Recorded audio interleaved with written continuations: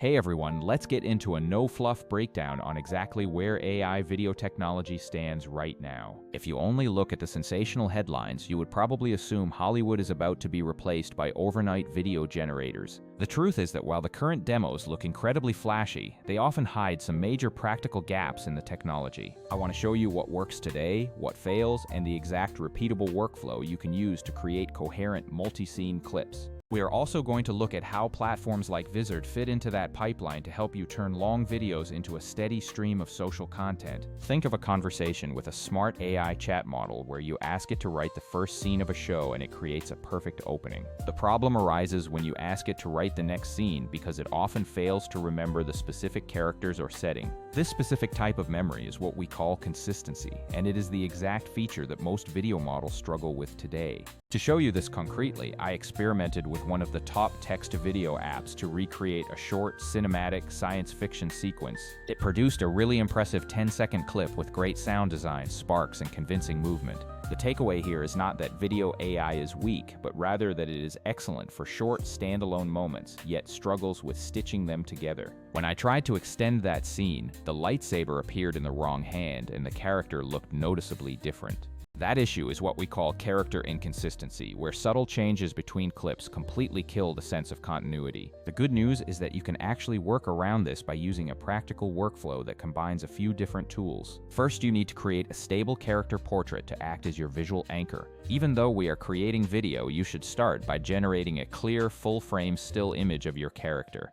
The key here is to use that image as a precise reference and keep iterating until the framing, pose, and style are exactly what you need. Still image models are much better at maintaining identical details across multiple reruns than video models are. Next, you want to drop that portrait into a scene generator to create a starting frame for each shot you intend to film. Upload the portrait as your subject reference and ensure you enable the precise reference option so the model understands who the character is. If you fail to include that reference image, the model will essentially treat each scene like a new request and give you different characters every time. After you have your starting frames, you take them into your text-to-video model and use a prompt that details the dialogue and the camera moves. I always request multiple variants for each prompt because the probability of getting a usable clip increases significantly that way. You will usually end up with visually consistent characters, but you might still deal with inconsistent voice or minor visual drift between shots. For a consistent vocal identity, you should use a dedicated voice synthesis tool to create a single, reusable profile for your character. You want to render your lines through that same voice model for every scene so the speech pattern remains identical throughout. Finally, you head into your editor, detach the original audio from the generated clips, and swap it with your clean, consistent voiceover. This is where Vizard becomes an absolute game changer in your content pipeline.